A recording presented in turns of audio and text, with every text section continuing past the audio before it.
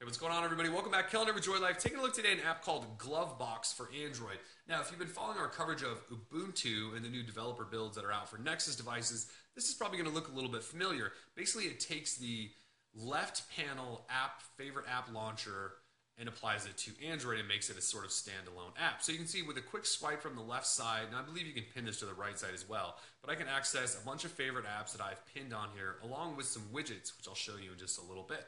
So you can see the design's beautiful, it looks really nice, and it functions really well. So again, all I have to do is swipe over, and let's say I want to jump into Chrome and cruise around Droid Life for a little while, mess around in there, and then let's say I want to jump over and check out Instagram. I can do that really quickly. Let's say then I want to just take a quick picture of something, switch over to my camera, and from my camera, I can still access this menu and say jump back into Chrome or something like that. So you can see how this can be handy. If you've got favorite apps, favorite widgets, tasks that you just like to get done, you know, on a moment's notice, you can simply swipe over and do that. You can also get home, although the home button does the same thing as well.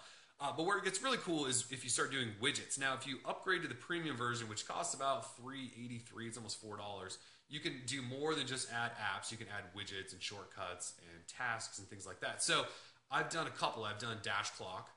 So you can see dash clock pulls up my dash clock with weather, when my next alarm is, and then I have a calendar appointment coming up in about 8 minutes. Now, you can do these from anywhere. So a better example would be I'm back in Chrome and I pull up dash clock from here. It just lays over the top of whatever you're doing. Simple tap down here makes that go back away. I've also added a Sonos widget, so in case I want to switch between a Sonos song.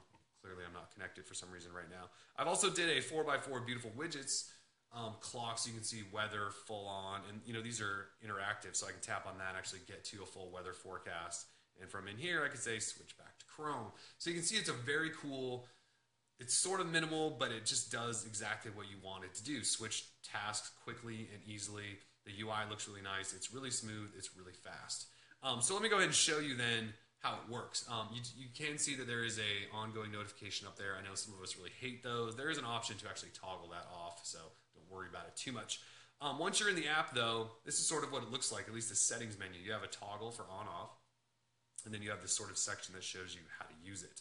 So if we go back over here, though, and go into applications list, this is where you start adding things to it. So the free version, you get 8 apps, or at least you can add 8 apps of your own.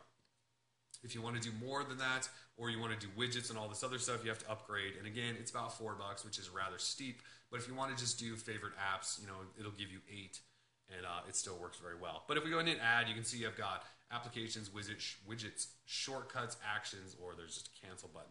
And if you want to add anything, you just tap on the category, and then I can add phone and add it, and then it should be down there at the bottom. Now I can rearrange these as well, just by dragging the arrows up and down. If I want to remove something, I just tap on it and hit remove. You can also rename them, things like that. So you can see I've got all this going on here. Now if I go into widgets, I'll show you. It's just like the widgets menu you used to see back in old version of Android. You know, it lists out every single widget, and you can just tap on one, and it'll add it to your list. So some other things then, if we go ahead and go into sidebar preferences, this is where you get into all the settings. So there's a sensibility level. Well, I'm not really sure what that means, but you can see there's transition effects, vibration on touch if you don't like that, the opacity of it. This is where you can switch sides, so I can move it over to the right. And there it is now on the right, which is probably what I'll end up doing just because I use my phone with my right hand more than my left. Density, there's the status bar notification. You make that go away.